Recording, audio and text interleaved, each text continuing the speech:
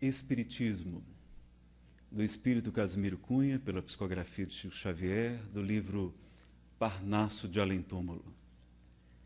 Espiritismo é uma luz gloriosa, divina e forte, que clareia toda a vida e ilumina além da morte. É uma fonte generosa, de compreensão compassiva, derramando em toda parte o conforto da água viva.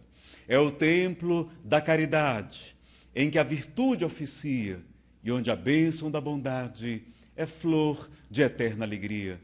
É árvore verde e farta nos caminhos da esperança, toda aberta em flor e fruto de verdade e de bonança.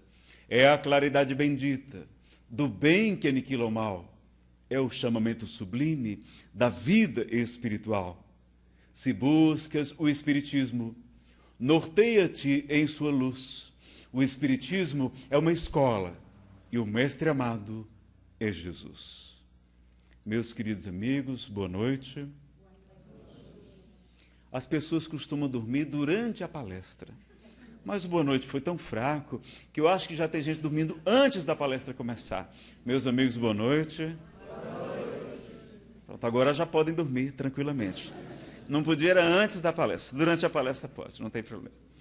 Nós agradecemos, o convite do nosso querido Márcio, todo o acolhimento aqui da casa, a sua esposa Rosânia, o Alexandre aqui, sobretudo aos companheiros que estão nos hospedando lá em Londrina, o André, a Glória e também a Raquel, a Angélica, que está viajando e que foi responsável pelo nosso convite também, junto com o Márcio, e agradecer a presença da Maria Aparecida, presidente da União Regional Espírita, aqui conosco, prestigiando o evento aqui, o Mês Espírita de Apucarana. O Alexandre falou tanta coisa que aumentou a responsabilidade. Eu fiquei agora preocupado. Bom, e hoje a gente vai fazer um tema que nós já fizemos antes, numa abordagem diferente. Então, a gente vai trazer hoje uma abordagem mais ampla, vai ser uma abordagem mais introdutória, para a gente ter uma noção do que são os vários tipos de desequilíbrios mentais, o que são formas de pensamento, que André Luiz nos fala no livro Nos Domínios da Mediunidade, e vamos ver também a abordagem de Ernesto Bozano, vamos verificar os poderes da mente, como nos fala Sueli Caldas Schubert, e foi justamente numa apresentação preparada pela Sueli que nós vamos utilizar para o nosso estudo hoje. É claro que a gente vai ter outros recursos também, inclusive uma mensagem de André Luiz, que é bem interessante para todos nós. Bom, a gente vai ter um intervalozinho de 10 minutos, vocês esticarem as pernas, tomarem água, darem uma olhada na livraria, e no final a gente vai ter um lanche. Olha que maravilha. Então, aquele que perseverar até o fim será salvo da fome, da fome, pelo menos da fome. Então, estarão bem-vindos. A gente vai falar então cerca de mais ou menos 1 hora, e faz um intervalozinho, depois a gente volta para uns 20 minutos, porque os espíritos querem também que a gente aborde uma questão que tem preocupado muitos companheiros, que é o medo de ir para o umbral. Vocês têm medo de ir para o umbral ou não? Ou é porque já estão conformados que vão? Bom, aquele que ficar até o finalzinho, a gente vai poder abordar essa questão e mais alguns outros itens, tá certo? A gente vai tirar o medo de ir para o umbral, quem tinha. Então, a gente vai começar com algumas premissas básicas. Transtornos mentais são efeitos e não as causas. A causa está no espírito. A chave para a compreensão está na reencarnação, na lei de causa e efeito também. Transtornos mentais expressam os conteúdos dos depósitos de vidas pregressas. É imprescindível que venham à tona. Eles têm que vir à tona. Ao irromperem, expressam a necessária catarse, que a gente colocar realmente para fora aqueles conteúdos. Esvaziamento das energias deletérias. A explosão do mundo interior para a reconstrução futura. Fragmenta-se a unidade psíquica, refletindo a doença da alma. Então, nós vamos ter transtornos mentais, psiquiátricos, mas nós sabemos que a gênese se encontra no espírito imortal. Nós vamos tratar o efeito. Está com a depressão? está com transtorno de ansiedade generalizada, está com transtorno obsessivo compulsivo, vamos usar a medicação. Vamos combater o efeito até que a gente consiga tratar também a causa. E o Espiritismo não se limita aos efeitos, ele vai remontar a essas causas, nós vamos ver que são essas desarmonias que trazemos desta ou de vidas passadas. Né?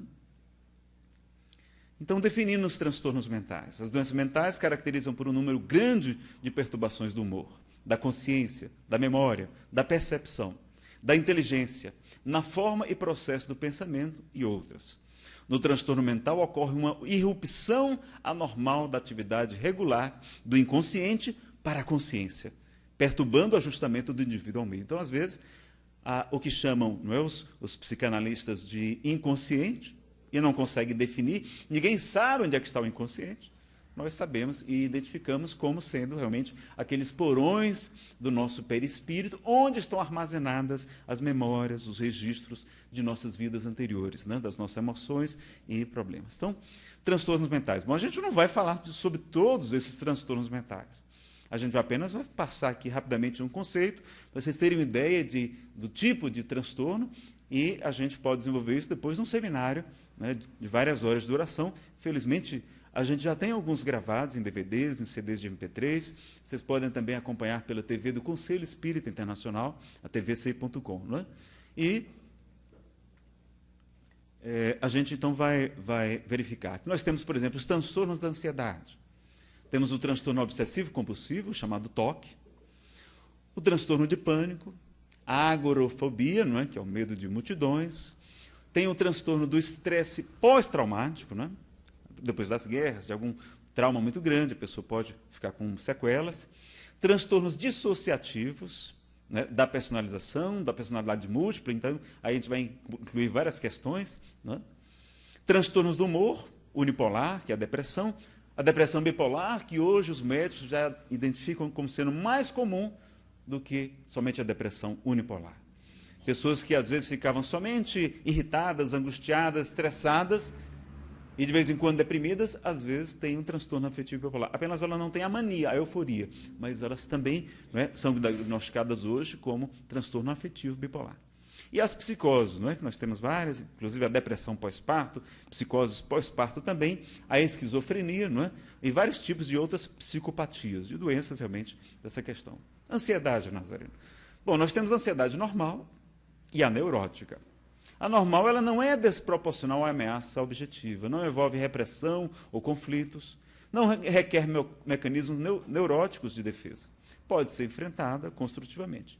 E a neurótica é quando é uma reação desproporcional ao perigo. Envolve repressão e outras formas de conflito. É controlada mediante inibições e vários outros mecanismos de defesa. Bom, sobre a ansiedade a gente vai falar rapidamente, apesar de a gente ter esse material bem estudado nessas palestras já gravadas, como nós falamos. Então vejam que a pessoa ansiosa, ela fica muito estressada, sofre muito. Nós estamos hoje acumulando muitas coisas para fazer, não é? A vida moderna tem muitas atividades, a televisão, a TV por assinatura, os telejornais, as revistas, os jornais, a internet, o Facebook e tantas outras coisas tomando o nosso tempo, né? Os tablets, os celulares. E a gente hoje tem pouquíssimo tempo. E curioso que no sermão profético Jesus diz que no final dos tempos muitos estarão distraídos.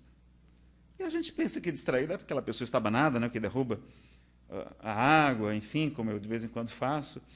Mas não, distraído é quem não está ocupado com as coisas verdadeiramente importantes, com as coisas espirituais. Estamos preocupados tão somente com a matéria. Então a ansiedade é algo que nos faz mal, tanto que a Organização Mundial de Saúde vai dizer que a maior causa de doenças não é a bebida, não é o sedentarismo, não é a alimentação. A maior causa de doenças é o estresse e a ansiedade. Porque o estresse e a ansiedade abalam o nosso sistema imunológico, não é? Facilitando, não é, o ataque dos germes. Então a gente vai, não é, deixar o corpo muito mais frágil também e desarmonizar, inclusive, o nosso psiquismo e o nosso corpo espiritual, como nós vamos ver aqui nos slides, nas citações dos Espíritos. Então a gente tem que lembrar de Jesus, que é o nosso modelo e guia, o Espírito mais perfeito, né, que Deus apresentou à Terra, e a gente vai ver que Jesus estava sempre sereno, tranquilo. A gente não vê Jesus correndo, ele não tinha nem carro. E naquele tempo tinha carruagens, tinha bigas, quadrigas, né? E ele andava tranquilo. Uma equipe, 12 homens atrapalhadinhos, ele tranquilo. Né? Ele sempre sereno. Só tinha 3 anos para deixar uma mensagem que iria transformar o planeta, dividir a história, e ele estava tranquilo.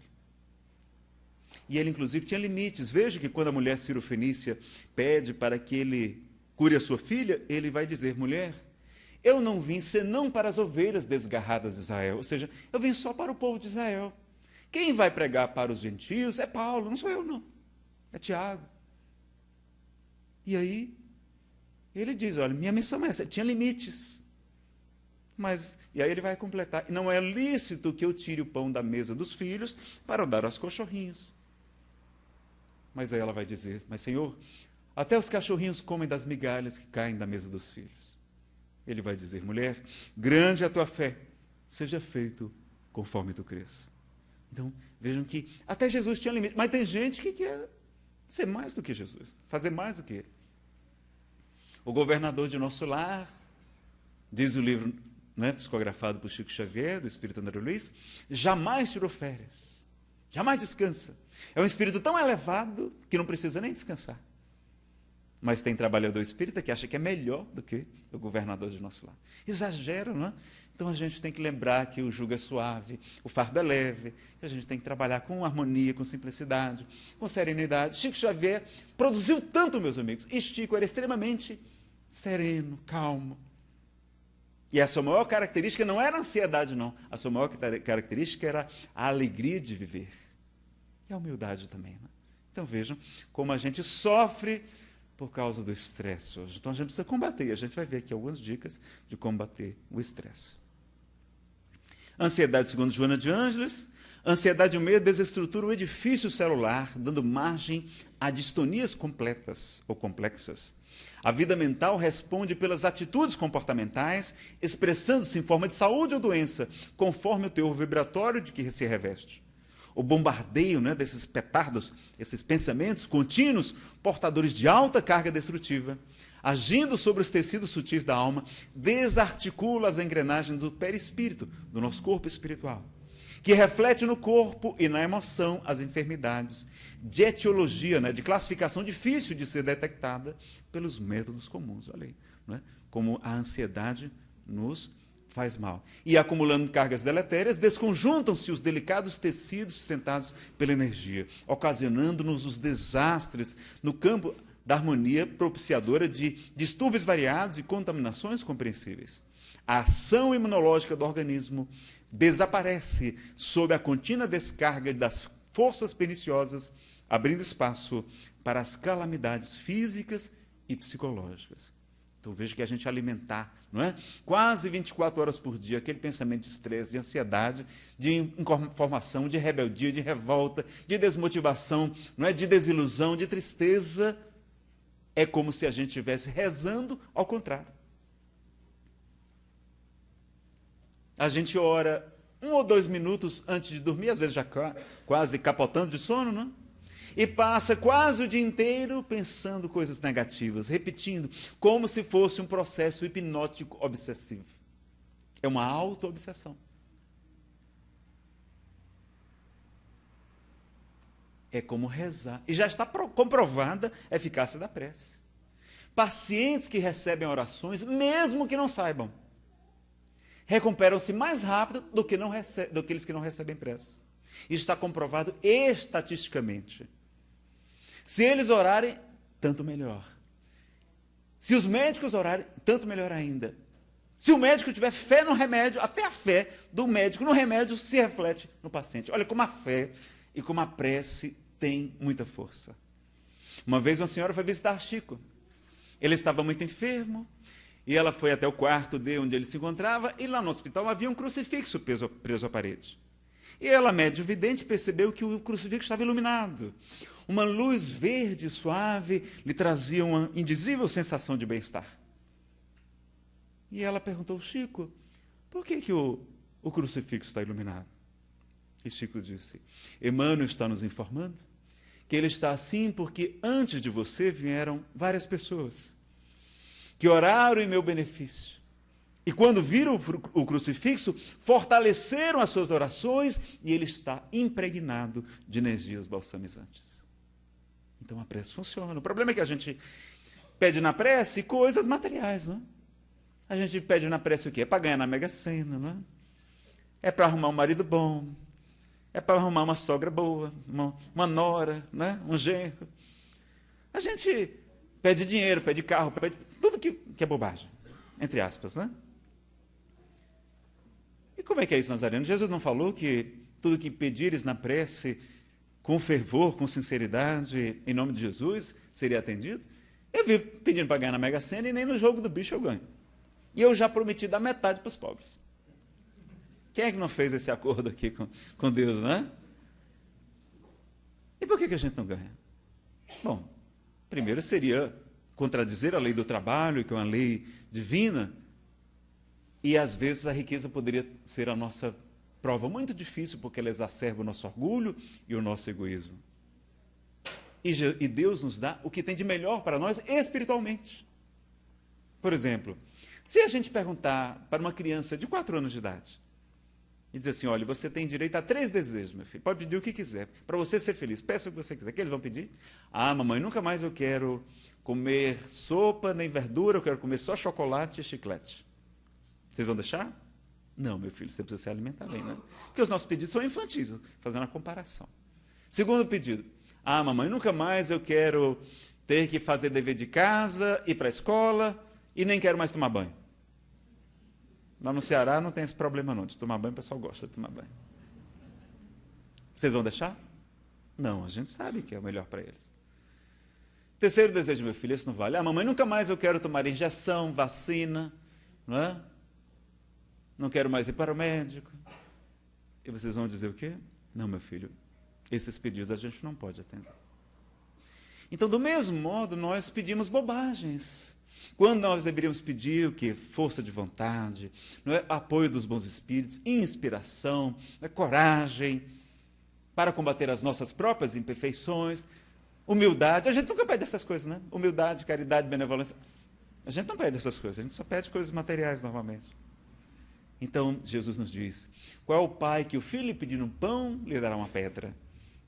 Que o filho pedindo um peixe, lhe dará uma serpente. Se vós, que sois maus, sabeis dar boas coisas aos vossos filhos, quanto mais nosso Pai Celestial não saberá dar boas coisas aos seus filhos. Então, Jesus pede para a gente confiar na providência divina, mas a providência divina vai dar o que é melhor para o nosso espírito. E, às vezes, o melhor para o nosso espírito é aquele marido complicado, aquela sogra difícil. Por que vocês sorriram quando eu falei sogra? Olha, minha sogra é maravilhosa, sério, ela é daqui de Santa Catarina, meu sogro do Paraná. E a sogra da minha esposa, então, a minha mãe, não é? Esta é fantástica. Vejam, não é? Então a gente fica... E Asli era, na verdade, a pessoa mais indicada para a gente desenvolver o amor, o perdão, a resignação e assim por diante, não é? Então vejam... E espírita não tem problema, não é? A gente não tem problema, a gente tem desafios evolutivos, que é muito mais chique, não é? Então a gente, olha, eu estou lá em casa com aquele marido, estou com um desafio evolutivo lá em casa. Aquele marido que não vale nada. Eu sou que nem Alcione, que vim da constelação de Sírios para ajudar esse pobre coitado aqui, né? Não vai ficar se colocando de vítima, não. Vamos, não é? Ver com outros olhos, ver com os olhos realmente do desafio evolutivo, que é porque eles é que nos ajudam a crescer, a nos fortalecer. São nossos personal trainers, como os obsessores também são nossos personal trainers espirituais para que a gente se fortaleça, né? Então, nada de preocupação com isso. Vamos lá, avançando. Olha aqui o que os espíritos dizem. Câncer, alergias, infecções na esfera física, neuroses, esquizofrenias e psicoses na faixa psíquica têm a sua gênese do comportamento mental e nos seus efeitos morais. A consciência atormentada pelo remorso ou estigmatizada pelos erros sofre de ansiedade, muitas vezes. Está no livro Otimismo, de Joana de Ângeles, né? Então, até o câncer já está, e outras doenças, né, está associado a mágoas, a depressão também. Não é? A pessoa, ter uma depressão durante muito tempo, alimentar uma mágoa durante muitos anos, ela está provocando doenças no seu corpo físico. Claro que nós vamos ter pessoas muito sadias, que têm muitos problemas, mas mais cedo ou mais tarde eles vão eclodir quando a pessoa está preparada para a necessária reparação e mudança. Eu tenho uma pessoa na minha família que teve um câncer de seio. E quando ela foi conversar com o médico lhe perguntou: que grande mágoa, que grande tristeza, que grande estresse você teve mais ou menos há uns 10 anos atrás. Aí ela lembrou do seu filho que nasceu com hidrocefalia, e foi um sofrimento muito grande, 5 cirurgias, somente quando ela procurou um médium de efeitos físicos, e ela não é espírita, e conseguiu, então, por fim, que a válvula funcionasse, e a operação foi bem sucedida. Mas ela ficou tão revoltada com Deus, por aquele sofrimento, que ela não entendia como é que Deus permitia isso. Então, vejam, e ali mais tarde vai se manifestar como um câncer de seio. Né? Várias questões mentais, então, vejam o poder da nossa mente. Transtorno obsessivo compulsivo, TOC, não é? Uma obsessão e compulsão recorrentes, a pessoa quer reduzir a ansiedade e o medo que a ideia, o sentimento lhe provoca, então fica repetindo coisas. Não é? Uns rituais obsessivos, como pavor de contaminação, não é? A pessoa que tem medo de se contaminar com coisas sujas, micróbios, vive lavando as mãos. Exigência na arrumação dos objetos da casa. Não tem, às vezes a pessoa fica sofrendo muito porque a casa está desarrumada, que aquilo não está bem ajustado, não está simétrico. Pavor de pensamentos sobre sexo, não é? Pensamentos não comuns, impulsos agressivos, dúvidas sobre assuntos desnecessários, fica se questionando de muita coisa. Então, o ato compulsivo de conferir, medir, lavar, guardar, contar, evitar isso ou aquilo. Vejam transtornos obsessivos como fosse uma ideia repetitiva na mente da pessoa. Na visão espírita, está no livro de Jorge André, Lastro Espiritual nos Fatos Científicos, acho que é um artigo, reflete a presença acentuada de cargas de energias desequilibradas, encravadas no espírito ou zona do inconsciente. Quando esses blocos de energia em escoamento atingem a zona consciente, podem mostrar-se de modo variado, sob a forma de objetivações compulsivas.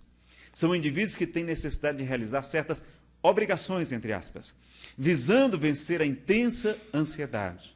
Na conjuntura psicológica, esses atos representam a drenagem de energias, não é? Nós vamos lembrar também de André Luiz, no livro Entre a Terra e o Céu, dizendo que o corpo físico ele funciona como um filtro, como uma esponja, como um carvão milagroso que vai absorvendo as imperfeições que nós trazemos no corpo espiritual, no perispírito. E aí o corpo manifesta, não é? Drenando, expulsando aquelas questões que nós trazemos, e às vezes de maneira sutil, suave, a gente se incomoda, mas poderiam vir de outras maneiras muito mais dolorosas. Não é? Às vezes é uma depressãozinha leve, para um passado muito complicado, e a gente reclama às vezes da depressão, quando é uma coisa tratável, que tem medicação, que tem a psicoterapia, que tem o tratamento espiritual, tudo para nos ajudar, e a gente pode também enfrentar todas essas questões. Transtorno de estresse pós-traumático, né, aquele provocado por catástrofes naturais, pessoas vítimas de atos violentos, né, e ela fica reexperienciando o trauma através de sonhos, às vezes do pensamentos em vigília, acordada, mesmo experimentando um torpor emocional, instabilidade, depressão, dificuldades cognitivas, né, de conhecimento, podendo chegar a estados dissociativos e ataques de pânico. Muitas recorrem às drogas. Desenvolve-se em pessoas que experimentaram estresse físico ou emocional de tal magnitude que seria traumático para qualquer pessoa. Olha que coisa curiosa. Eu dou palestras sobre dependência química também, sobre educação antidrogas. E um expositor do Rio Grande do Sul, nosso querido Cláudio, me fugiu o nome dele agora, ele vai dizer que fizeram pesquisas e num grupo, não é, de atendimento, num hospital psiquiátrico, 70% dos internados traziam algum problema, algum transtorno mental. Era ou uma depressão, um transtorno afetivo bipolar, era uma psicose maníaco-depressiva, não, um termo mais antigo, era também um transtorno de ansiedade generalizada, não é? Vários conflitos na área da sexualidade, conflitos com as questões, não é? Imaturidade psicológica, levando a pessoa a buscar a droga como um anestésico. A droga, na verdade, é o efeito de alguma coisa que não está bem. Então, como diz Adanauer Novaes, um psicólogo da Bahia, ele vai dizer que não adianta nada nós mandarmos a pessoa para uma clínica de desintoxicação, enquanto nós não descobrimos qual é o vazio interior que aquela droga está preenchendo. E muitas vezes é um transtorno desse tipo, psicológico, mental ou psiquiátrico, que leva a pessoa a utilizar as drogas. Então a gente tem a consciência da importância desses assuntos, né? As características desse transtorno pós-traumático: sentimento de culpa, rejeição, humilhação, prejuízo de memória e atenção, depressão, ataques de pânico, ilusões, alucinações, agressividade, dificuldade no sono, sensação de que não haverá futuro, esforço para evitar os pensamentos ou situações que relembrem o trauma, dificuldades afetivas, incapacidade de experimentar sentimentos amorosos. A pessoa se fecha, porque já sofreu tanto em outros relacionamentos, que já não consegue mais amar, né? Está bloqueada nos próprios sentimentos. Então, o sentimento de culpa também, vai nos dizer Manuel Filomeno de Miranda, é o plug mental, não é? Porque os espíritos obsessores se ligam a nós através de plugs, tomadas. O Livro dos Médiuns nos diz que são as imperfeições morais. E Manuel Filomeno de Miranda acrescenta que o sentimento de culpa é a mais excelente tomada psíquica para a obsessão espiritual. Então, nada de sentimento de culpa, não é? Jesus nos fala: o trabalhador que lança a mão da charrua, que pega no arado, e olha para trás, não é digno do reino de Deus. Então a gente tem o dever de se perdoar. Nós usaríamos de 1h20 para falar sobre esse tema. Felizmente já tem gravado, não é? Como nós comentamos com vocês. Então tem lá a palestra Auto-Perdão, Felicidade Sem Culpa, quando a gente aborda em profundidade esse tema. Mas lembrando que é fundamental, porque se a gente não se perdoa, a gente não se ama. E se a gente não se ama, a gente não está cumprindo o mandamento maior, que é amar a Deus sobre todas as coisas e amar ao próximo como a nós mesmos. O Espiritismo não é o condenador prometido por Jesus, não. É o consolador. E trazer alívio, consolo, orientação para aqueles nós, todos nós que estamos precisando de orientação, de auxílio, né? Dissociação da mente ocorre quando uma área mais ou menos extensa do cérebro age desvinculada da consciência normal. Não é? Pode ser rígida ou patológica. A mente rígida ou patológica. Jaime Servino vai dizer que a histeria é a dissociação mórbida do psiquismo. Jung fala que a neurose é uma dissociação relativa. A esquizofrenia, muito mais grave e quase sempre irreversível, é a fragmentação da personalidade. Está na psicogênese das doenças mentais, né? Essa é a opinião dos autores normais, assim, propriamente. Não são de autores espíritas, né? Apesar de Jung ter toda uma contribuição. Então vejam a questão da dissociação na esquizofrenia. A pessoa, não é? Uma hora ela é o João aqui, o lavrador, outra hora ela é o soldado alemão, não é? Que provocou muito sofrimento, muitas dores. Então ela às vezes fica oscilando entre, ela já, como já estivesse regredida, como se fosse uma regressão de memória já feita atualmente, assim, ela perde a noção de quem ela é propriamente. Por isso que chama dissociativa. Ou transtorno de despersonalização. Então, a alteração da percepção de si mesmo, perda momentânea do senso da própria realidade, sentir-se distanciado do próprio corpo, sentir-se como num sonho ou de forma mecânica, e a medicina admite que isso pode ser visto como ligeira despersonalização, não patológica, e que isto ocorre com um grande número de adultos e jovens. Então, um pouquinho, né, de ficar desligado, não é? Se desconectar um pouco, né, viajar um pouco, não é despersonalização não, tá? O transtorno se caracteriza-se como episódios recorrentes e associados ou em consequência de outras patologias. A dissociação também ocorre no transe mediúnico, né? No transe mediúnico a gente dá oportunidade a uma outra personalidade se manifestar através do médium, seja pela psicografia, pela psicofonia, enfim, né? E o que é o médium? Então, alguns pesquisadores da doutrina, como o Guillet, vai dizer que o médium é um ser cujos elementos constitutivos, mentais, dinâmicos e materiais, são suscetíveis de descentralização momentânea, né? De como fosse realmente de uma dissociação momentânea. Jaime Servino fala que a tendência instintiva para o transe, a capacidade de dissociação, é o traço marcante da mediunidade. Nazareno, mas todos os internados no hospital psiquiátrico são médiuns? Basta a gente fazer uma desobsessão, vamos soltar o povo todo de lá? Não, pessoal.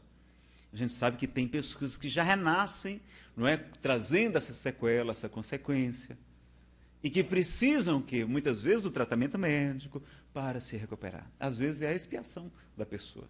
Kardec vai dizer que uma obsessão muito prolongada pode provocar lesões orgânicas.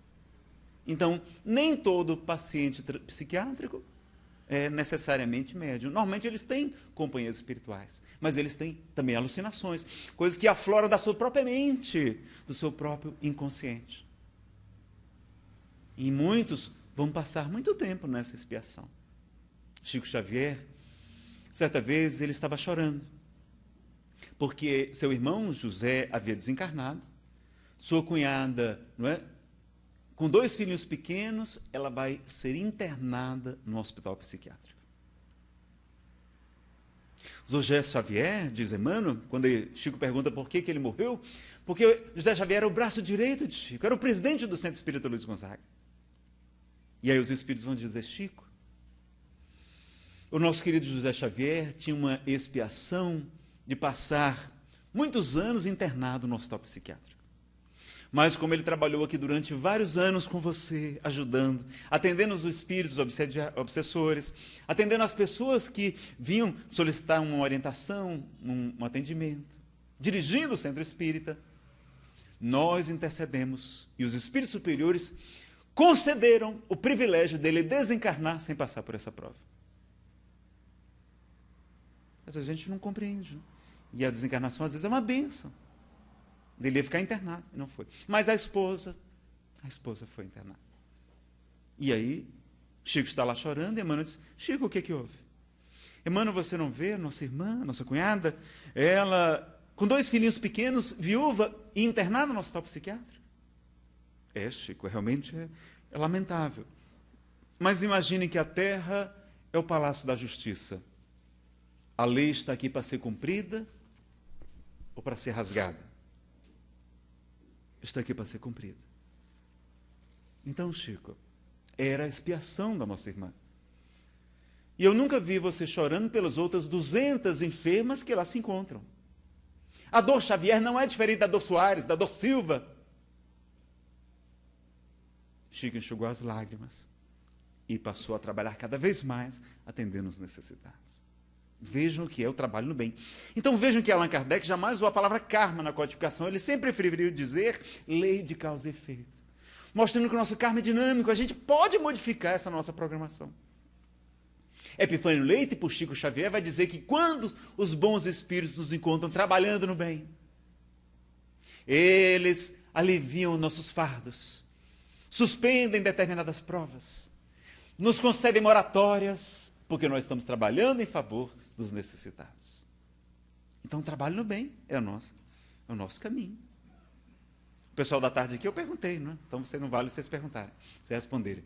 Né? Qual o meio mais eficaz de afastar os maus espíritos? Quem sabe? Livro dos Médiuns, capítulo 23. Um de cada vez, assim, para não fazer tumulto. Livro dos Médiuns, de um tal de Allan Kardec, vocês devem ter ouvido falar. O meio mais eficaz de afastar os maus espíritos. Isso é importante. Mas a gente não lê Kardec, não é? A prática do bem.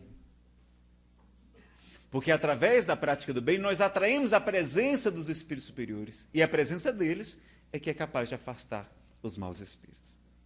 Então, é a importância da caridade, do trabalho de autoconhecimento, da gente se espiritualizar, da gente conhecer a doutrina espírita, da gente divulgar, que é uma grande caridade, é a própria divulgação. Que caridade maior do que a gente, em vez de levar somente o pão e a pessoa depois estar com fome, a gente levar o alimento espiritual, que vai resolver, né, tantos problemas daquela pessoa, dando, como os nossos irmãos budistas dizem que existem 5 tipos de caridade, 5 tipos de compaixão. E eles classificam por cores, e a mais extraordinária delas, a compaixão branca, é você levar a mensagem, a certeza da imortalidade da alma, da fé no futuro, da esperança. Que coisa linda, não é? E a gente tem na doutrina espírita também essa oportunidade. Veja aqui que Paulo fala a Barnabé, né? Ele fala, Barnabé, poderíamos atender a muitos doentes, ofertar um leito de repouso aos mais infelizes, mas sempre houve e haverá corpos enfermos e cansados na terra. Na tarefa cristã, semelhante esforço não poderá ser esquecido, mas a iluminação do Espírito deve estar em primeiro lugar. Se o homem trouxesse o Cristo no íntimo, o quadro das necessidades seria completamente modificado. Então vejam aí a importância, né, Está no livro Paulo Estevam, Espírito Emmanuel, por Chico Xavier. Então, meus amigos, a gente vai saber, então, que existem lá médiuns, sim, muitos. Eu conheço palestrantes espíritas, escritores espíritas que ficaram 10 anos internados em um hospital psiquiátrico, porque eram médiuns e não sabiam. Então, o Espiritismo veio trazer também dignidade à mediunidade, educar, orientar, e a gente deixando tantos irmãos sofrerem, porque não conhecem a doutrina. Então, a gente poder ajudar também os irmãos nesse trabalho, na drogadição. Quantos irmãos sofrendo, não é, da dependência química? Por quê? Porque são materialistas, não acreditam, não é, em vida após a vida, não pensam na responsabilidade dos seus atos. E, como não tem outras opções, vão buscar o alívio através das drogas, a fuga psicológica. Não é? Então, a gente lembrar disso tudo e lembrar do papel que cada um de nós pode fazer. E através dessa caridade, porque a caridade cobre uma multidão de pecados, nos ensina Pedro, e porque muito amou, seus pecados foram perdoados, nos ensina Jesus. Então o convite do Espiritismo não é para o sofrimento. O espírita não gosta de sofrer não, pessoal, viu? Eu não gosto de sofrer não. Agora o espírita, quando sofre, ele sofre com gosto. Porque primeiro que ele sabe que Deus é justo. Se tem algum sofrimento, é um alerta, mostrando que alguma coisa precisa modificar. E ele vai transformar aquela questão, né? Vai se melhorar, sabe que ali é um convite para uma transformação. Como Francisco de Assis tem 1 ano de depressão antes de começar a sua missão, e naquela noite escura de quase 1 ano é que ele percebe a sua verdadeira missão. E deixa as baladas, as festas, para cantar o Evangelho de Jesus a todas as pessoas. Então vejam, não é? Que às vezes é um chamado para a gente também, aquela doençazinha. E a gente não vai ficar se martirizando. No livro dos Espíritos vai dizer, na questão número 1000, que somente por meio do bem se repara o mal. E a questão 770 nos fala que a melhor expiação é fazer a maior soma de bem do que mal que não seja possível. Então a gente, em vez de passar pelos problemas, a gente pode, não é, através do bem que a gente faz, modificar essa nossa programação, porque a caridade cobre uma multidão de pecados. Não é? Então a descentralização ou desdobramento é a expansão do perispírito, não é? Isso aí os médiuns, né? Os paranormais, na verdade. É uma faculdade anímica. A expansão do perispírito, não é necessário um espírito, né? Então, a gente pode... há pessoas que têm essa faculdade paranormal. O conceito de dissociação, a atividade do inconsciente ou atividade dissociada da consciência adquire, assim, uma inesperada extensão, jamais prevista pela psicologia clássica. Há uma dissociação psíquica, dinâmica e material. Exteriorização de uma forma singular de energia não física capaz de produzir fenômenos de ordem física, até a psicocinesia, até o transporte de objetos, através daqueles médios de efeitos físicos. Não é? E os transtornos psicóticos? Esses são os mais graves. Perda do juízo da realidade, do funcionamento mental, manifestação por delírios, alucinações, confusão e prejuízo da memória, grave limitação no trato social e pessoal, incapacidade para desempenhar papéis profissionais e domésticos, fala incoerente sem que a pessoa se dê conta disso, comportamento agitado, desatento, desorientado. Entre os quadros psicóticos incluem-se a demência senil, né, da idade, ou paranoide, a psicose alcoólica, por drogas, inclusive a síndrome de abstinência, e os transtornos esquizofrênicos e delirantes. Né?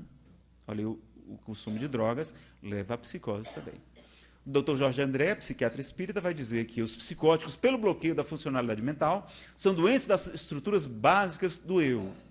Grandes desvios mentais, com perda da realidade e sem capacidade de direcionamento próprio.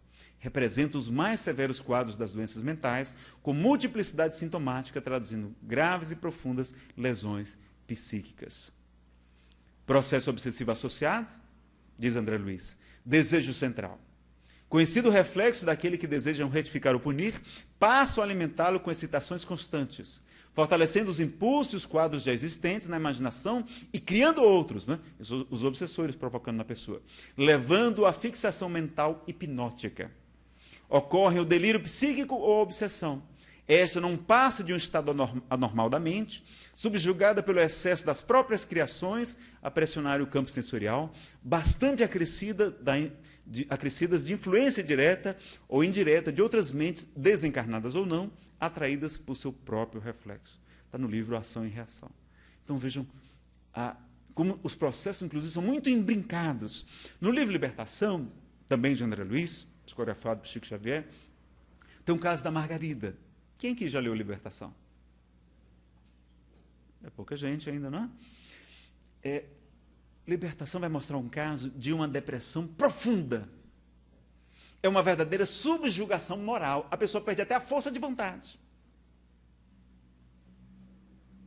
Não é só subjugação física, é também moral. E aí André Luiz vai assistir aquele quadro com Gúbio, o instrutor espiritual, e Margarida está prostrada no leito.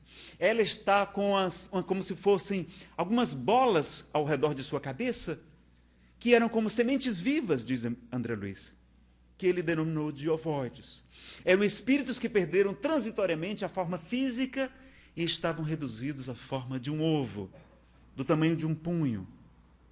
E André vai analisar aquele quadro, vai verificar que há 2 espíritos hipnotizadores se revezando 24 horas, insuflando pensamentos de desânimo, de tristeza, de revolta, de menos-valia, para que ela cometesse o suicídio.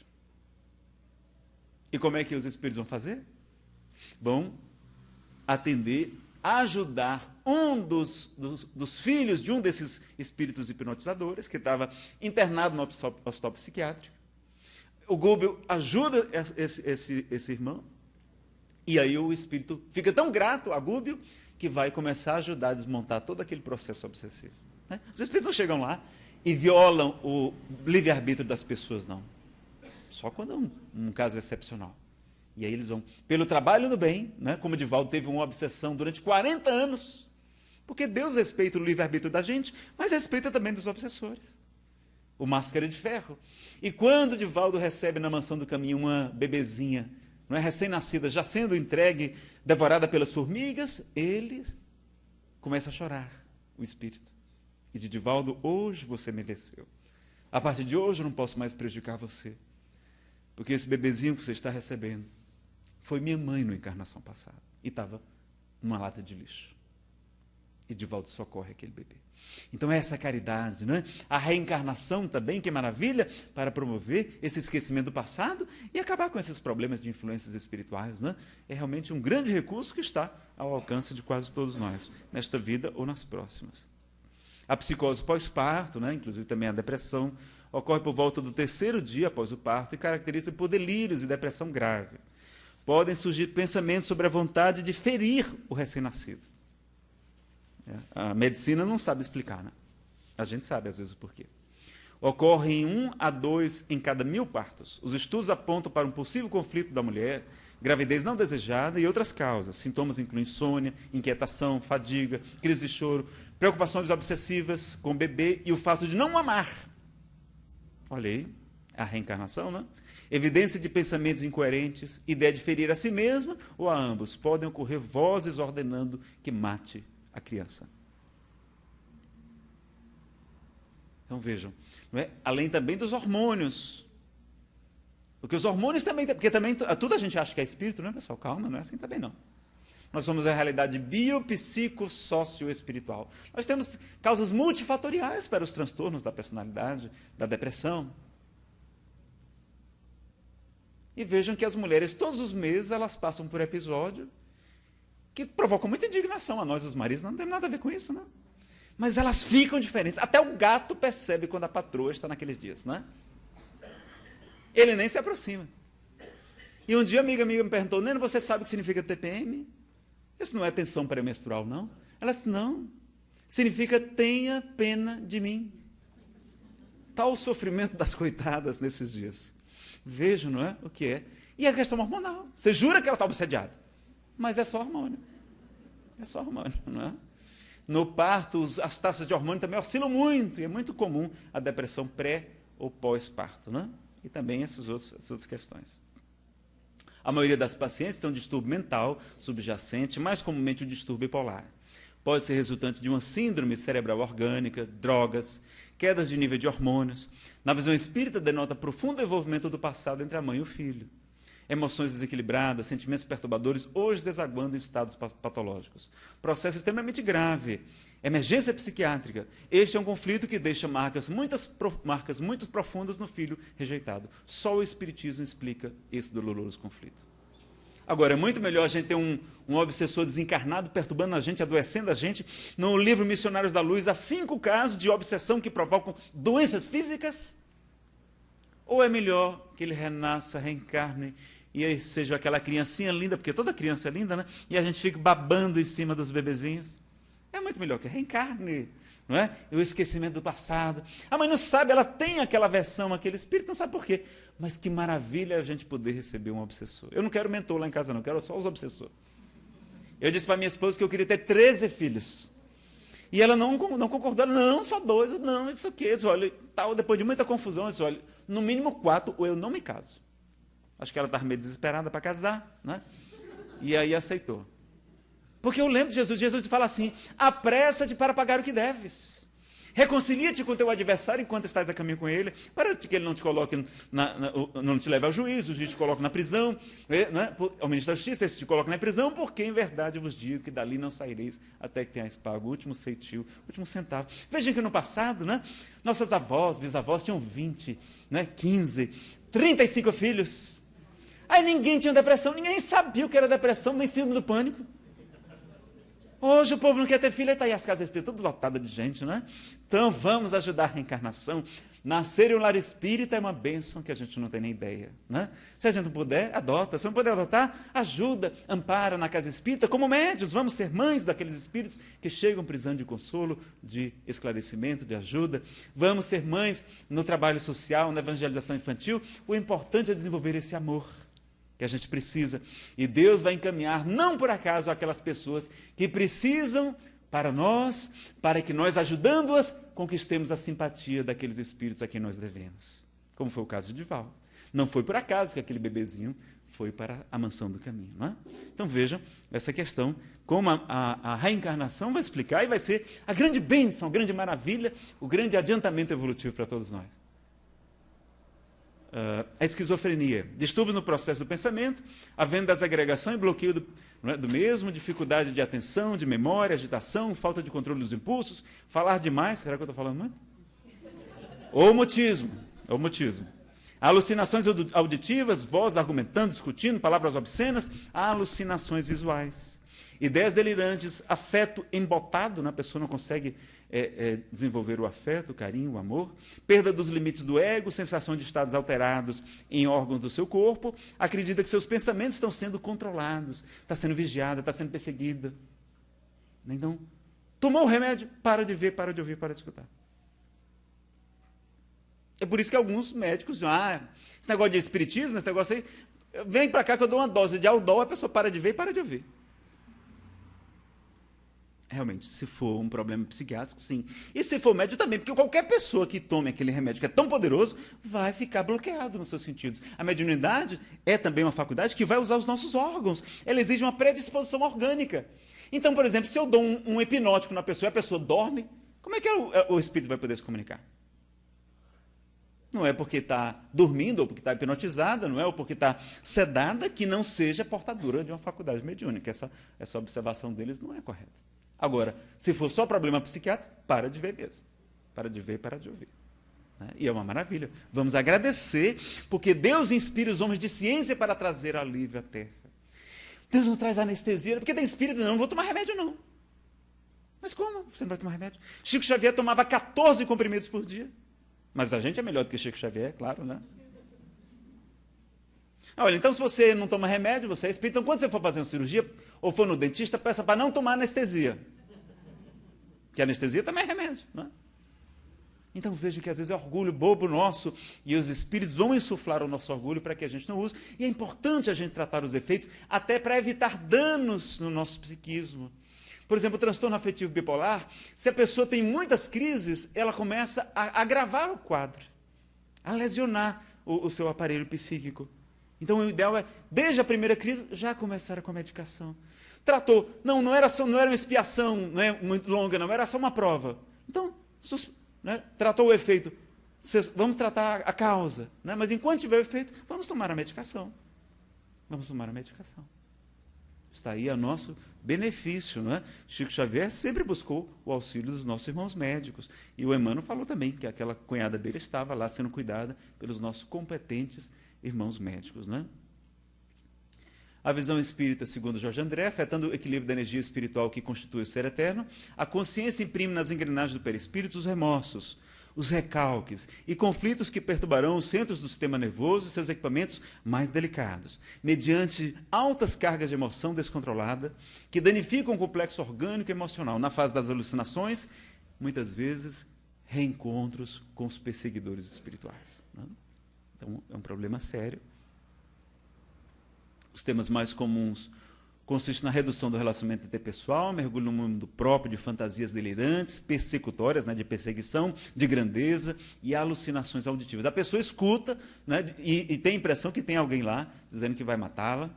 Esses delírios são considerados originários nos próprios campos psíquicos do paciente. Entretanto, pode existir possibilidade de autênticos fenômenos mediúnicos associados, causados por entidades desequilibradas. Reuniões de desobsessão evidenciam severas reações kármicas em intercâmbio obsessivo. Né? Está em Visão Espírita das Distonias Mentais. Então vejam também essa questão.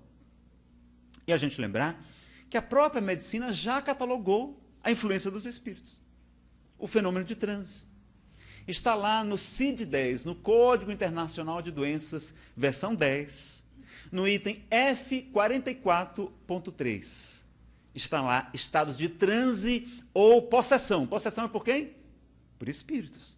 Então, a medicina reconhece a existência de espíritos, já começou a reconhecer. Aí ela vai dizer o seguinte, que naqueles casos de transe voluntário, dentro de um contexto religioso ou social, isso não é considerado patologia. Isso não é, ou seja, se exclui do diagnóstico, não é? Do F44.3, o transe normal, o transe dos médios, equilibrados, pessoas equilibradas. Agora, aqueles que entram em transe involuntariamente, então, que tem, não é, essas alucinações, então não, isso aí é patologia mesmo. E na Associação Americana de Psiquiatria, eles têm lá o DSM deles, Manual de Diagnóstico também, que vai falar dos casos de alucinação, quando são provocadas por espíritos, não são considerados estados patológicos. Reconhece também o estado de transe. Então veja que coisa curiosa, né? Então é as duas coisas. É a reencarnação trazendo os conteúdos que a gente precisa drenar do corpo físico, é a nossa expiação. Como tem gente que nasce cego, nasce paralítico, nasce, não é, com problemas mentais, enfim, muitas vezes é a nossa expiação, aqui é um mundo de expiação e provas. Por que o depressivo se acha, não é, melhor do que os outros? Por que ele também não pode passar por uma expiação? Às vezes é a nossa expiação. Agora, com a doutrina espírita, a gente sabe que não é uma doutrina de acomodação, não. É uma doutrina de resignação ativa, dinâmica. A gente vai trabalhar no bem, a gente vai se instruir, a gente vai se esclarecer, a gente vai procurar a presença dos bons espíritos, vamos usar a medicação, vamos procurar a atividade física e vamos, não é, trabalhando no autoconhecimento, descobrindo mais formas de sermos mais felizes. E quanto maior o esforço, quanto maior a dificuldade, maior o mérito. Vamos realizar, sim, grandes obras. Quantos depressivos não foram gênios da humanidade? Aqueles músicos, compositores, poetas, escultores, dramaturgos, literatos, não é? Quase todos deprimidos, pessoal. É porque antigamente chamava de românticos. Ah, os poetas românticos, é tudo deprimido. Então, quando você estiver em depressão, você não fica mais, né, deprimido. Você diz, olha, eu estou romântico. Estou numa fase assim romântica, mas ela passa, não é? Ela passa, a gente vai e tal. Então, vê a vida com outros olhos. E vamos pedir para trabalhar no bem, para ter mais energia. Pena que eu não vou poder falar sobre depressão, que é um dos temas que a gente prefere. O Emmanuel vai dizer no livro Pensamento e Vida que a mente que se dirige a outra cria imagens para fazer-se notada e compreendida, presidindo, né, dispensando a palavra e da ação para insinuar-se, porquanto, ambientando a repetição, atinge o objetivo que demanda, projetando-se sobre aquela que procura influenciar. E se a mente visada sintoniza com a onda criadora lançada sobre ela, inicia-se vivo circuito de força, dentro do qual a palavra e a ação se incumbem de consolidar a correspondência em que o obsessor e o obsidiado passam a viver, agindo e reagindo um sobre o outro. Olha aí o processo da obsessão, como é que é. Emmanuel vai dizer que ela começa como pequenas gotas d'água caindo, né? Depois um filete e depois uma torrente volumosa de influência de pensamentos que os espíritos conseguem. Porque está lá na questão 459, que os espíritos nos influenciam em nossos pensamentos e até nos nossos atos também. E 1000 vezes mais culpável daqueles que cometem o suicídio são os espíritos que os induzem a cometer. E muita gente hoje tem suicidado. Por quê? Porque não conhece a doutrina espírita. E nós podemos fazer muito mais, meus amigos. Segundo a doutrina espírita, não há arrastamento irresistível, né? Está lá na questão 1009 do Livro dos Espíritos. O homem pode sempre fechar o ouvido à voz oculta que o solicita ao mal em seu foro íntimo, como pode fechá-la à voz material de quem lhe fala. Ele o pode por sua vontade, pedindo a Deus a força necessária e rogando para isso a assistência dos bons espíritos. É o que Jesus nos ensina na prece sublime da oração dominical, quando nos faz dizer: não nos deixeis cair em tentação, mas nos livrai-nos do mal. Né? Então a gente sabe dessas questões. A questão 872 também fala isso. E o que é que o que é que André Luiz nos fala sobre esse assunto, pessoal, para a gente já ir para o nosso intervalo? Olha que mensagem curiosa aqui de André Luiz. Chama-se Pensar, está no livro Roteiros da Vida, psicografia de Chico Xavier. Olha como o pensamento é importante. O pensamento é a nossa capacidade criativa em ação. Em qualquer tempo, é muito importante não nos esquecermos disso. A ideia forma a condição produz o efeito cria o destino. A sua vida será sempre que você esteja mentalizando constantemente. Em razão disso, qualquer mudança real em seus caminhos virá unicamente da mudança de seus pensamentos. Né? Por isso que Jesus diz, vigiai. Não é para vigiar o vizinho, o colega de trabalho, não, pessoal. É para vigiar os pensamentos, as emoções. E orai a fim de não cairdes em tentação, não é? Em obsessão. Imagine a sua existência como deseja deva ser, como você quer que seja a sua vida, e trabalhando nessa linha de ideias, observará que o tempo lhe trará as realizações esperadas. As leis do destino trarão de volta a você tudo aquilo que você pensa. Nesta verdade, encontramos tudo o que se relaciona conosco, tanto no que se refere ao bem quanto ao mal. Observe e verificará que você mesmo atraiu para seu campo de influência tudo o que você possui, tudo aquilo que faz parte do seu dia a dia. E agora a parte mais importante. Olha o sentimento de culpa, né? Deus é amor e não pune criatura alguma. A própria criatura que se culpa e se corrige ante os falsos conceitos que alimente com relação a Deus. Então vejam que Deus é amor e não pune criatura alguma. Divaldo nos fala como pode a suprema inteligência do universo castigar a ignorância, como pode a mais bela, não é, expressão do amor castigar a simplicidade. Deus não pune, Deus não castiga, Deus ama. Apenas estabeleceu leis perfeitas e nós mesmos, pelo nosso próprio pensamento, né, como estamos vendo aqui, vamos nos condenando ou nos absolvendo. Porque onde está escrita a lei de Deus? Questão 621 do Livro dos Espíritos. Na consciência. Então a consciência em paz nos absolve. E uma consciência de culpa nos condena. Então é a própria criatura que se culpa e que se corrige diante das falsas ideias que ela tem a respeito de Deus. Em nosso íntimo, a liberdade de escolher é absoluta. Depois da criação mental que nos pertence, olha, depois de pensar, é que nós conhecemos naturalmente sujeitos vinculados a ela. O bem eterno é a lei suprema. Mantenha-se no bem a tudo e a todos, e a vida se lhe converterá em fonte de bênçãos. Através dos princípios mentais que nos regem, de tudo aquilo que nós dermos aos outros, receberemos dos outros centuplicadamente, 100 vezes mais. Pensar, respostas da vida, André Luiz, por Chico Xavier. Meus amigos, então a gente vai fazer um pequeno intervalo, mas antes tem um assunto que eu não queria deixar de dizer, porque eu sei que alguns têm compromisso, vão precisar se ausentar. Vocês viram aqui que nós temos essas imperfeições morais, que são as tomadas que permitem a obsessão dos espíritos maus, não é verdade? E qual a principal causa das nossas imperfeições morais? Está lá no livro A Gênese, capítulo 3, e tem 10, de Allan Kardec. Vocês já ouviram falar desse autor, Allan Kardec? Qual é a principal causa das imperfeições morais? É um livro de teses, de hipóteses, mas muito interessante. O orgulho é filho dele. O egoísmo é filho dele. O pessoal da tarde não vale, só o pessoal da noite. Não vai salvar nenhuma alma, não? Pessoal, Kardec não é para ser lido, não. Kardec é para ser estudado. A gente lê tantas outras coisas e não lê a obra básica. A gente não conhece espiritismo, a gente conhece outras coisas, às vezes, que vem por aí. Então, lá neste livro, ele vai dizer que a principal causa das nossas imperfeições morais é o instinto de conservação, o instinto de autopreservação da espécie. Ele não vai se alongar sobre esse assunto, não é? É de 68 livros, ele desencarna em 69, mas o Espírito Samuel Lucas nos convidou, Nazareno, quais são os instintos de conservação que a gente tem? Bom, a gente tem a fome, não é? Que lá mais tarde a gente vai dar um jeito nela, e a sede também. Temos o sexo, temos o sono, temos o instinto maternal, a agressividade, temos vários instintos de conservação, mas temos um muito importante que gera quase todas as nossas imperfeições morais, que provocam o assédio dos maus espíritos. Qual é? O medo. O medo, ele é útil, ele impede que a gente cometa loucuras, mas o medo em excesso vai levar a gente para a avareza, para o egoísmo, querem ver? Nós temos muito medo, diz a psicologia, que é o segundo maior medo do ser humano, é o medo de não agradar os pais. E aí a gente vai o quê?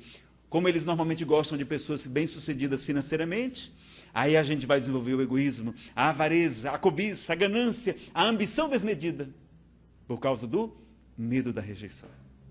O que é o ciúme? Ciúme é amor? Ciúme é medo de perder o ente querido. O que é a inveja? A inveja é fruto do medo. Porque aquela pessoa muito bonita, muito maravilhosa, ela é uma ameaça para a nossa autoestima. A gente tem medo de não ser amado, como elas são. Por exemplo, aquelas atrizes, aquelas modelos, aquelas top models de cabelos lindos, maravilhosos, olhos encantadores, sorrisos contagiantes, não é? Corpos esculturais. Elas são belas, são jovens, são ricas, são talentosas, são famosas. Elas fazem a gente achar que a gente é feinho, que a gente é baixinho, que a gente é gordinho. Não é? Que o cabelo não é bom, ou está faltando. E para terminar de arrasar com a gente, elas são ainda o quê? Terrivelmente magras. É uma coisa horrorosa, não é? A gente fica com aquela inveja e tal, não é? Então, porque muita luz nos ofusca, então a gente vai usar outra arma, a maledicência. Ah, mas a fulana está usando droga, o marido dela está botando chifre nela, né? O Dival tem esse defeito. Por quê? Porque fazendo diminuir, aparentemente a gente cresce. Olha aí, inveja, maledicência, né? A vaidade, o que é vaidade? É a preocupação excessiva de agradar a todos. E aí a gente vai ter o quê? Não é? O medo de desagradar alguém e vamos desenvolver a vaidade. O medo de não ser aceito, não é? De ser mais bem reconhecido. O medo das críticas, né? A omissão no bem está lá na questão 932. Por que tão comumente no mundo os maus é que predominam? Pela fraqueza dos bons. Os bons são tímidos. Os maus, ao contrário, são audaciosos e intrigantes. Mas quando os bons quiserem, eles preponderarão. Então, os espíritos chamam a gente de tímido. Timidez não é virtude, não, é defeito. É muitas vezes covardia, muitas vezes omissão no bem, é conivência com o mal. Porque a gente não faz nada, por isso que o mundo está assim. É por nossa culpa, não é culpa dos espíritos, não. É nossa. Por causa do nosso medo, da nossa omissão. Quando a Segunda Grande Guerra Mundial está sendo anunciada, os orientadores dizem a André Luiz, na cidade de nosso lar: André, agora nós vamos estudar sobre o medo, sobre o terror. E um dia a humanidade vai saber a importância do estudo dessa matéria. Então, a gente estudar sobre o terror, o medo, o autoconhecimento, para que a gente vença tudo isso. Né? E tem várias outras coisas, que não vai dar tempo a gente falar aqui, que o medo provoca. Né? O orgulho também, a pessoa quer ser dona da verdade, não quer receber crítica. Então vejam que o medo está por trás de quase todas as nossas imperfeições morais. Nazareno, já estou com síndrome do pânico, tanto você falar sobre o medo. Como é que a gente faz para combater o medo, pessoal? Para a gente ir para o nosso intervalo. Hã? É pela fé. Uma fé robusta, a gente vai vencer todos os medos. E fé inabalável é somente aquela que pode encarar a razão face a face em todas as épocas da humanidade, ensina Kardec. Nazareno compreendi perfeitamente. O problema é que minha fé é menor que um grão de mostarda. Como é que a gente faz para fortalecer a fé? Com conhecimento. Conhecereis a verdade vos libertará, ensina-nos Jesus. Então, conhecimento das leis que regem o universo. Quem somos nós? De onde viemos? Para onde vamos? Por que sofremos? Por que passamos por esses transtornos mentais? que a gente encontra a resposta na doutrina espírita, e o autoconhecimento, que é o meio prático mais eficaz de o homem melhorar-se nesta vida e de resistir aos maus arrastamentos. Então, a importância do estudo da doutrina espírita. Essa casa mantém, aqui, várias casas espíritas aqui tem o estudo sistematizado, o estudo das obras básicas, estudo vários tipos de estudo da mediunidade, estudo do evangelho. A gente precisa estudar na sessão de estudo, de palestras, ocorrem verdadeiras desobsessões, ensina Divaldo Pereira Franco, no livro Conversa Fraterna. Porque ele é médio, vidente, ele vê os bons espíritos atendendo a todos nós, encarnados e desencarnados, na hora da palestra, dos seminários, quando a gente está muito mais receptivo no ambiente preparado. Então, a gente também desenvolver essa questão de estudo. Perguntaram a Chico, Chico, qual é o melhor tratamento para a obsessão espiritual? Chico disse, o primeiro e o mais importante é o estudo das obras de Allan Kardec. Então, a gente vê que o conhecimento vai nos libertando, fortalecendo a fé, a gente vai ser menos ciumento, menos ansioso, uma pessoa sofre de ansiedade, só pelo que vai acontecer, muitas vezes nem acontece, porque existe uma programação reencarnatória. O Livro dos Espíritos nos dá essa certeza. O livro Missionários da Luz revela em detalhes. E Jesus, há 2000 anos, já falava, não se vendem 2 passarinhos por um asse, por R$1. Pois eu vos digo verdade, que nenhum deles cai por terra, sem a permissão do nosso Pai que está nos céus. Não temais, pois, porque valeis mais do que muitos pássaros, ó homens de pouca fé. Até os cabelos de vossas cabeças estão todos contados. No meu caso, do Valmir ali também, não é? Está mais fácil até de contar, não é? Está pouquinho. Então, a gente só vai passar pelas provas ou pelas expiações que serão úteis para o nosso desenvolvimento espiritual, para o nosso crescimento, para a nossa felicidade. Porque Deus é perfeito, soberanamente justo e bom. Então, a gente não tem que ficar aflito. Vamos estudar, vamos fortalecer a fé e vamos, trabalhando as nossas imperfeições morais, afastar completamente esse assédio dos espíritos atrasados. Então, vamos fazer um intervalo de 10 minutos, tá?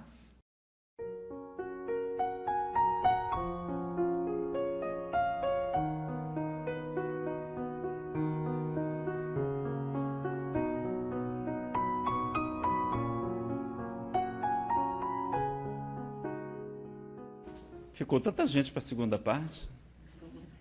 Será que é a fome? Ou é o medo de ir para um brau? Ou os dois, né? Vai ter um lanche bem gostoso que o pessoal preparou com muito carinho. Fluidificado. Não engorda, se não comer. Porque vocês sabem que espírita come muito, porque aqui é um monte de provas e de expiações, né? Então, o espírita chega assim na mesa, cheio de coisas gostosas, aí ele espia e prova. Espia, o que é que tem mais ali? Prova mais um pedaço. É um mundo de provas e de expiações, né? É uma brincadeira que a Sandra Borba faz, né, conosco. A expiação é com S, essa expiação, enquanto a expiação na doutrina espírita é expiação com X. É X expiação. Quem sabe o que significa expiação?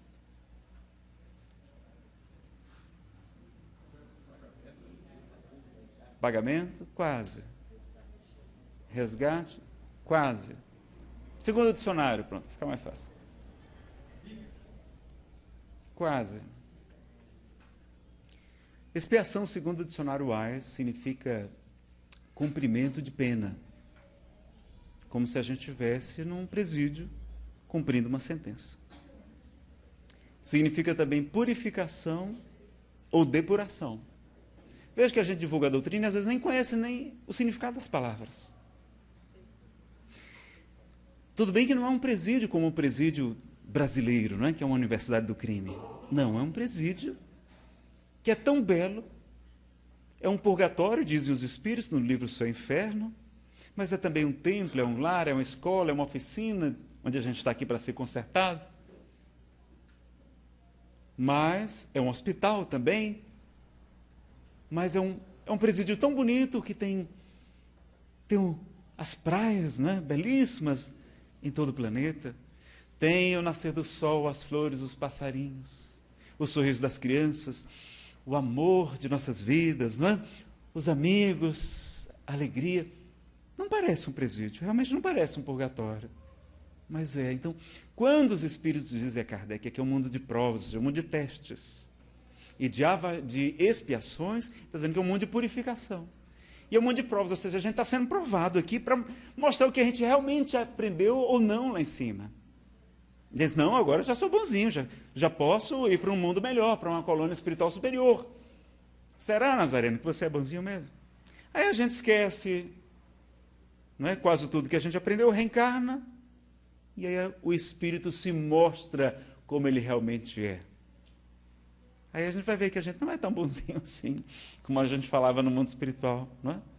Vejam então que aqui é uma oportunidade de avaliação, e a gente está fazendo prova com gabarito do lado, não é nem com prova com consulta, como o pessoal do direito faz prova com o código, não. É prova com gabarito. Está lá. Qual é a pergunta? É para perdoar o maridão? O que é que o Evangelho diz? 70 vezes, 7 vezes. Então, já dá para tirar 10 na prova, não dá? Tá. Já tem conhecimento para tirar 10 na prova. Né? Então, vejam que a gente já tem hoje um roteiro, um caminho para se sair muito melhor desta encarnação. E esse sofrimento bem suportado, sem lamentação, sem murmúrio, porque existe o bem e o mal sofrer. Então a gente pode passar por essas provas, ter um filho esquizofrênico, ter um filho com problema de dependência química, mas se a gente souber lidar com isso muito bem, a gente vai. Com a esperança, com a fé, sabendo que aquilo é um espírito em aprendizado. Ah, Nazareno, mas está passando pela droga. Pois a droga é como se fosse um umbral aqui na Terra. E o umbral é um purgatório, é para purificar. Ali é um aprendizado muito intenso, muito doloroso. Eu não recomendo para ninguém. Mas a pessoa cresce também espiritualmente. Então a gente vai, não é, aprendendo de diversas formas. E o que é que nos faz sofrer? O que é que nos atormenta tanto, Nazareno, que a gente fica com... sofrendo com transtornos mentais? Bom, o espírito Albino Teixeira, para o Chico Xavier, no livro Passos da Vida, vai dizer o que é que nós mais sofremos. E vai mostrar, não, uma grande lição de autoconhecimento, assim, que o que mais sofremos no mundo não é a dificuldade, não são os problemas, não é? É o desânimo em superá-lo. Isso é que nos faz sofrer. Dificuldades nós temos sempre, são desafios evolutivos, né? Agora, o desânimo é que acaba com a gente. Está lá no livro Jesus no Lar, de Neil Lúcio, o trabalhador espírita muito dedicado em sua família. E os espíritos das trevas investem de todas as formas para destruí-lo. Investem com a prova da doença, e ele se fortalece ainda mais. Investem com a prova da pobreza, e eles ainda assim continuam cada vez mais fortes no seu amor e na sua fé. Investem com a prova da calúnia, toda a cidade fica falando mal deles, e eles firmes, intrépidos na sua jornada de trabalho, até que um espírito começa a insuflar nele o pensamento do desânimo, da menos-valia, da baixa autoestima, e diz a ele: quem você pensa que é para estar falando sobre o Evangelho? Você se acha muita coisa, mas como é que você vai falar de Jesus? Você tem tantos defeitos. E aí ele vai se entregando àqueles pensamentos de desânimo. E a lição final é que toda a sua missão fica comprometida por causa do desânimo. Então a gente não pode desanimar. Não é a aprovação, não é a prova. É o desespero diante do sofrimento. Por quê? Porque a gente se revolta, a gente não sabe. E o mal que nos acontece, nos diz Chico Xavier, é o bem que a gente não reconhece a princípio. Aquilo que a gente acha que é um desastre na nossa vida, em verdade, tudo é para o nosso bem. Porque Deus só permite o mal, porque sabe que dali vai nascer o bem maior, nos ensina o Evangelho segundo o Espiritismo. Não é a doença, mas é o pavor, o medo de recebê-la. Não é o parente infeliz. É a mágoa de tê-lo na equipe familiar. Então não é o marido alcoólatra que incomoda, não. Às vezes ele nem incomoda ninguém, não fica agressivo. Mas a esposa não suporta as vizinhas e a sua família dizerem que ela é casada com um alcoólatra. E por isso ela separa dele. É porque pela mágoa, né? Pelo orgulho ferido, a vaidade. Veja que a gente não se conhece. E o que a gente faz sofrer nem sempre é o que é. O que está externo, mas muitas vezes interno. Não é o fracasso, é a teimosia de não reconhecer os próprios erros. Não é a ingratidão, é a incapacidade de amar sem egoísmo. Então a gente ama, né, doa-se, mas a gente quer receber em troca. Por quê? Por que a gente é melhor do que Jesus? Não é a própria pequenez, é a revolta contra a superioridade dos outros. Então não é o fato da gente não ser, não é, um espírito superior, não. Quando a gente vê alguém, a gente já fica com aquela inveja, com aquela coisa, com a riqueza, enfim. É a revolta contra a superioridade. Não é a injúria, é o orgulho ferido. Não é? É a nossa mágoa por conta que nós estamos muito preocupados em agradar os outros. Não é a tentação, é a volúpia de experimentar-lhes os alvitres, né? Os desejos. Não é a velhice do corpo que nos faz sofrer, não. É a paixão pelas aparências transitórias. Não é verdade? Como é fácil de perceber, na solução de qualquer problema, o pior problema é a carga de aflição que criamos, desenvolvemos e sustentamos contra nós. Então, o pior problema não está fora da gente, está dentro da gente. É a carga de aflição que a gente desenvolve, né, contra nós mesmos. Então, vejam, não é? Jesus vai nos dizer, não está escrito, vós sois deuses e filhos do Altíssimo, todos vós? Podereis fazer tudo o que eu faço e muito mais, se eu quiser. Então, a gente tem muito poder, como nós vimos na mensagem de André Luiz. Nós atraímos, não é, as pessoas através dos nossos pensamentos, dos nossos atos, as experiências que a gente precisa. Nós somos senhores do nosso amanhã. E Nazareno é a questão das formas de pensamento. Vejam que a gente cria até imagens que parecem ser reais. André Luiz, no livro Nos Domínios da Mediunidade, vai dizer o caso de uma senhora cujo marido estava tendo uma relação extraconjugal. E ela já conhecia a amante. E ela nutria tanto ódio dessa amante que na sua casa começou a se formar uma imagem mental da figura da amante. E quando André Luiz chega, pensa que é um espírito. Mas não era. Era uma criação mental, provocada pelo ciúme daquela mulher. Desarmonizando o ambiente, a casa e ela, sobretudo. Então vejam como a gente pode criar formas de pensamento. Os pensamentos impregnam as paredes, os locais onde a gente se encontra. Por isso que aqui a gente se sente bem em um lugar harmonizado. A psicometria, que André Luiz também estuda nesse mesmo livro, é aqueles médios que bastam tocar um objeto para perceber os pensamentos que estão impregnados nele. Até na polícia americana, vários estados, Detroit e muitos outros, eles utilizam médiuns. Pena que são médiuns não espíritas. Para irem nas cenas de crime daqueles locais sem solução, e a pessoa está lá, ela, não é, se concentra, toca nas paredes ou nos objetos e consegue remontar aos pensamentos que vibraram naquele lugar, de suicídio ou de homicídio. E o que é que aconteceu? Vejam como o pensamento... Aliás, os espíritos dizem, por André Luiz, que pensamento é uma matéria mental. É uma matéria sutil, que a gente não tem equipamentos ainda para perceber. Ernesto Bozano, no livro Pensamento e Vontade, ele vai dizer que sensitivos da teosofia conseguiram até captar imagens de pensamentos. Então, os pensamentos de mágoa, de raiva, são como dardos mentais disparados na direção da pessoa. Os pensamentos de ódio, de tristeza, são como lama pardacenta. Os pensamentos de cobiça assemelham-se a garras envolvendo o objeto ou a pessoa querida. Os pensamentos de estresse são semelhantes àquelas espirais. Vocês lembram daquela historinha de quadrinhos? Que o pessoal faz assim, quando o desenhozinho de um funilzinho, né? Um redemoinhozinho na cabeça da pessoa? Eles dizem que viram dessa maneira o pensamento ali, né? Envolto em si mesmo, provocado. Então vejam como os pensamentos, enquanto que os pensamentos de amor e de paz são de intraduzível beleza, são quadros belíssimos, e os espíritos conseguem perceber esses nossos pensamentos e amplificar, nos influenciar através desses pensamentos. Então, quando Jesus nos fala de vigiar e orar, é muito importante. O Espírito Samuel me perguntou assim: Nazareno, você acha que existem milhões de pessoas no planeta estudando meditação, praticando meditação? Você acha que é por acaso?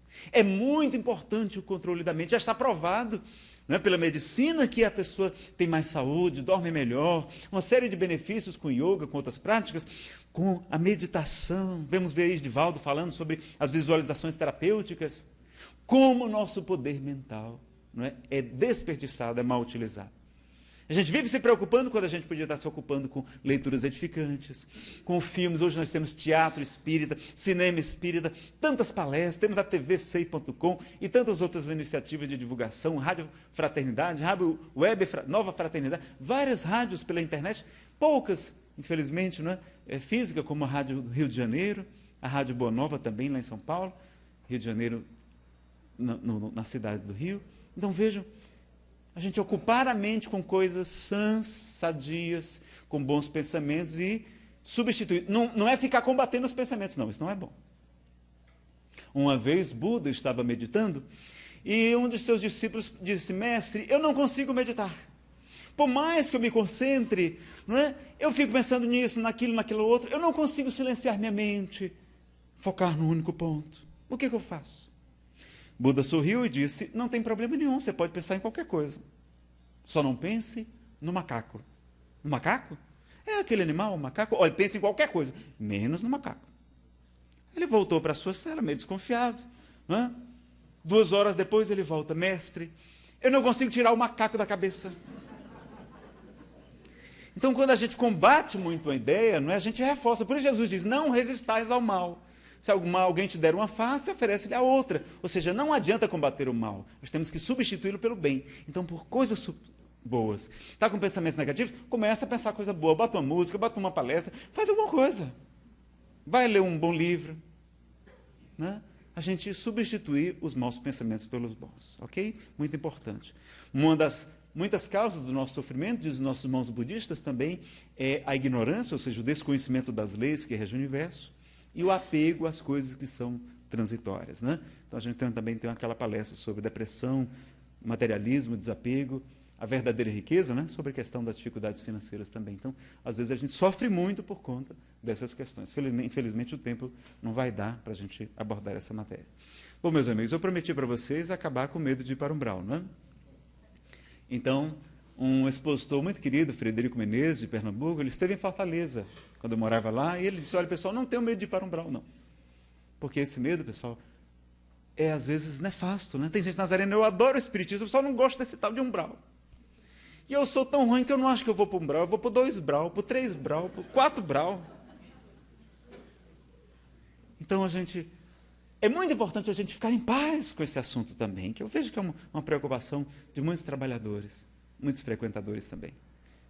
Então é o seguinte, ele disse: olha, pessoal, não tenho medo de ir para umbral, não. Então, mas por que, Fred? Porque lá vai estar assim de gente conhecida. Vocês vão encontrar o pessoal de Apucarana todo lá. Até o pessoal do Centro Espírita, é mais massa você aqui. Pois é, vamos fazer o quê? Estamos aqui, não é? Maria Aparecida, pois é, estamos aqui também. E aquela pessoa complicada, né? Ah, eu tinha certeza que você vinha para cá, não é? Para que essa aflição, não é? Então, olha, meus amigos, se Deus é a suprema inteligência do universo, e Ele achar que é útil para a gente passar algum tempo, porque nós não temos infernos eternos, nós temos apenas, não é, regiões de depuração, de purificação, purgatório, a gente vai se purificar lá, é para o nosso bem. É para o nosso bem. Veja que André Luiz passou 8 anos no umbral e chegou em nosso lar muito melhor. Ele não vai para as câmaras de retificação, não. Ele foi para o Ministério do Auxílio, ele chegou bem lá, comparado com os outros, que não ficaram muito tempo lá no purgatório, na purificação. Então, a gente não vai ter medo de ir para o umbral, não é? Pelo contrário. Eu já falei até para minha esposa, eu disse: Fernanda, quando eu desencarnar, coloque um crachá bem grande, escrito trabalhador. Que é para quando eu chegar lá no umbral, o pessoal diz: mas Nazareno, você aqui, você que era um palestrante internacional, né? Sobral é uma cidade lá do meu Ceará. Você aqui, eu disse: mas estou a trabalho, vim aqui a trabalho. E aí vamos fazer palestra, vamos aplicar passos, vamos fazer evangelho no lar. Aliás, pessoal, evangelho no lar é fundamental para o nosso tratamento espiritual. Todos nós, a vida do espírita se divide entre antes e depois de começar a fazer o culto do evangelho lá. Vocês encontram como fazer no site da FEB, tem um opúsculo, em vários sites na internet também, é só procurar culto do evangelho lá. Uma vez por semana, meia hora, é suficiente. Vai fazer uma diferença muito grande, porque os nossos inimigos vão colocar espíritos doentes, enfermos, em nossa própria residência, onde não tem a proteção necessária. Então, e no livro Os Mensageiros, de André Luiz, ele vai narrar todos os detalhes, como acontece, não é? O que acontece do ponto de vista espiritual durante o culto do Evangelho lá. Vamos fazer o Evangelho lá. Não é? A campanha permanente da Federação Espírita Brasileira. Então, não é? A gente vai fazer lá, vai fazer o passo, vamos fazer estudo sistematizado, vai ser aquela maravilha, não é? E até os espíritos maus, tira esse povo aqui urgente. Por que a gente vai ficar chorando lá no umbral, se lamentando, né? Eu ia ficar assim alguns anos, se eu tivesse desencarnado, sem que o Espírito Samuel me ajudasse. Eu disse, não, agora eu faço como Divaldo diz, floresça onde for plantado. Então, o nosso querido orientador ele vai dizer assim, Nazareno, o umbral é como se fosse um spa. Você sabe o que é spa? Aquele hotel que a gente paga para passar fome. É uma coisa horrorosa. O povo acorda a gente bem cedinho, 6 horas da manhã, eles... Acorda, Nazareno. E aí bota a gente para correr, bota a gente para nadar, para fazer hidroginástica, não sei o que e tal, não é? E na hora do almoço, eles vão... O prato, vocês já viram o prato, como é que é lá? Só tem folha. Parece uma floresta, assim. Aí você fica catando ali, naquele horror de folha, onde quer que tem alguma coisa. Aí tem uma coisinha lá, assim, grelhada, aí você come aquela coisinha lá, fica ruminando aquelas folhas, né? Aí você fica, não, mas deve ter uma sobremesa. Você sabe qual é a sobremesa? Gelatina diet. O spa é uma coisa boa ou uma coisa ruim, pessoal? É uma coisa ótima. Não é? A gente vai emagrecer, vai ficar mais sarado, vai combater a depressão. Atividade física é fundamental. 60% dos casos de depressão, a pessoa melhora somente com atividade física rotineira e prazerosa. A gente vai ficar mais magro, vai melhorar o colesterol, pressão alta, diabetes, tudo melhora. Arruma até mais emprego. Quem está bem fisicamente consegue mais emprego que tem relaxado, melhora a autoestima, dorme melhor, tudo melhora, melhora o relacionamento, melhora tudo. Então o spa é uma coisa boa ou coisa ruim? Coisa ótima. Então o umbral é como se fosse um spa do espírito, onde a gente vai queimar as gordurinhas do egoísmo, do orgulho, da indiferença, do ciúme, dos apegos doentios, dos remorsos, do sentimento de culpa. A gente vai se livrar dessas coisinhas tudinho lá. É bom. Nazareno, mas não tem um jeito de não passar por esse umbral? Não tem. Sim. Muitos espíritos não passam. Por exemplo, Dona Laura, a mãe de Lísias, foi direto para nosso lar. Irmão Jacó também é socorrido por Bezerra de Menezes, vai direto para uma colônia espiritual. Então vejam que não é todo mundo que vai para o umbral, isso não é verdade, não. Se a gente for lá, vai ser a trabalho, né? A serviço. Aliás, lá no livro Nosso Lar diz que quem trabalha no umbral tem direito ao bônus hora a ser contado em dobro, olha. E direito a uma alimentação com mais sustância. Eu acho que é nessa equipe que eu quero trabalhar, porque a gente gosta de comer, né? Então, vejam, não é? Então a gente não fica preocupado com isso. Então, como é que faz para não passar pelo umbral? É só fazermos, né, a dieta, que é o alimento das almas. Qual é o alimento das almas? Capítulo 18 do livro Nosso Lar. O amor. O amor é o alimento das almas. Então a gente fazendo a dieta do amor, praticando a caridade aqui, que foi a única coisa que Jesus pediu na separação dos cabritos, das ovelhas, ele não pediu mais nada. De saber daqueles que migrarão daqui para outro mundo, onde haverá choro e ranger de dentes, daqueles outros que passaram à direita, que vão ficar aqui num mundo muito mais feliz, muito melhor. A única coisa que ele nos pediu, caridade. Tive fome e deste comer, tive sede e me deste beber, eu estava nu e tu me vestiste, eu estive preso ou enfermo e tu foste me visitar, eu estava peregrino e tu me hospedaste. Então Jesus faz da caridade o único critério. Então não precisa ser católico, não precisa ser espírita, protestante, não precisa ser batizado, fazer iniciação mística, não. Ele só pediu para fazermos o bem. Não pediu nada demais. É claro que os espíritos acrescentam a questão 886, dizendo que caridade também é benevolência para com todos, é indulgência para com as imperfeições alheias, é o perdão das ofensas, é a caridade moral, além da caridade da divulgação e vários outros tipos de caridade que a gente conhece. Então Jesus pede somente caridade. Todos nós já podemos fazer. Está ao alcance de todos nós continuarmos encarnando nesse mundo, que se tornará um mundo muito melhor, um mundo de regeneração. E os tempos são chegados, dizem os espíritos de Allan Kardec. Estamos entrando realmente já no mundo de regeneração. Não há mais tempo a perder. E Chico Xavier disse certa vez, minhas irmãs, quando eu desencarnar, eu quero ir para o céu. Aí ela disse, ó, Chico, quando você for, lembre-se de nós. Não esqueça da gente não, por favor. Aí eles, não, acho que vocês não entenderam. O céu que eu estou me referindo é uma sigla. Significa Centro Espírita Umbralino. Eu quero ir trabalhar como médium no umbral. Olha como é que são os espíritos superiores. Eles querem ir para lá, trabalhar, ajudar os necessitados, e a gente morrendo de medo de ir para lá. Quando lá onde tem o bônus hora em dobro e tem a purificação. Mas vamos dispensar esse spa. Vamos começar a dieta do amor agora. Porque Jesus nos fala, não é? Vós sois o sal da terra, o fermento da massa, a luz do mundo, brilha a vossa luz, e resplandeçam as vossas boas obras diante dos homens, para que eles glorifiquem a Deus, nosso Pai, que está nos céus. Muito obrigado a todos, meus amigos. Muita paz.